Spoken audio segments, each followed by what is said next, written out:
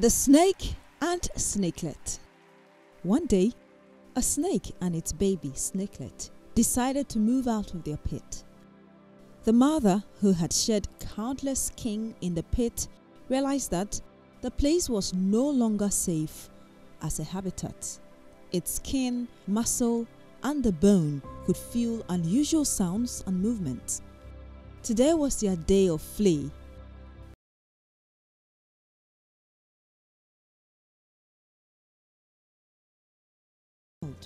Our common enemy, man, will come seeking to crush our heads with sticks and stones. So, move as I move and hide as I hide.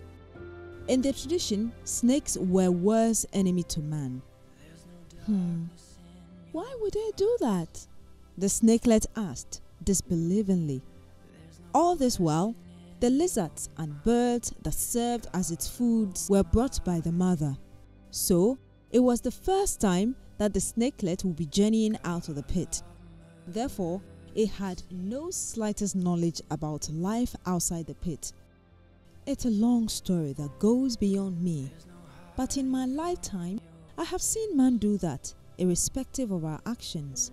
The mother responded, "Mom, I think that is wrong. It is because of our behavior.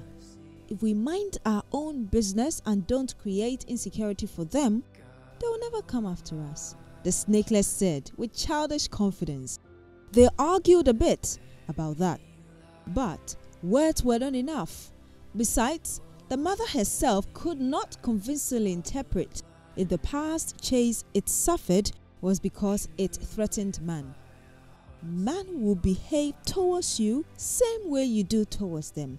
They will chase us no more with this strategy, the snakelet said with growing confidence, fueled by naivety.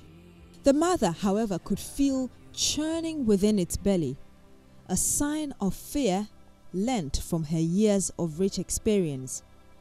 The new theory from the snakelet was alien to the real world, but she could not communicate experience to the snakelet. It could only be earned in the practical way. Nevertheless, they decided to move. The arrangement was that the mother will move first and then the snakelet will follow. The snakelet will follow with the same style and parting of movement. The hissing sound and rattling of the snake's tail will serve as a guide to the snakelet. The snake crawled on its belly slowly and blended tactically with the surrounding leaves. After a while, it paused, listened and watched before moving again. The snakelet followed and moved same way gradually. Nothing had happened to them so far. Her mother was just being paranoid. A little mile beyond the pit, the snakelet grew weary, and so it decided to follow its own course. It crawled openly, revealing its new shining and beautiful skin. It soaked in the warmth from the sun and wondered how on earth her mother has been denying her this joy. The mother edged on to their new home, but it became clear to her the snakelet was miles behind. Not soon, it heard unusual sounds and movement. Danger was looming fast and closer. Its heart trembled. It needed to act now. It turned backward to rescue the snakelet. It needed to stay in the open to assist.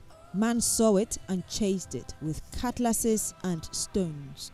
The snakelet saw its mother fast approaching, with some assailants chasing it.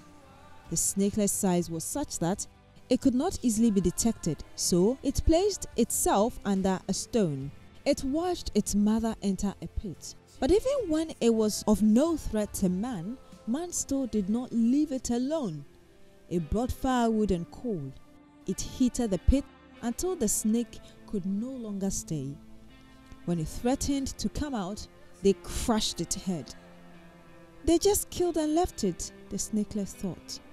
I have sacrificed my mother, my style, my way in unknown grounds. Experience, aged advice, or observed attitude should not be disregarded without careful consideration.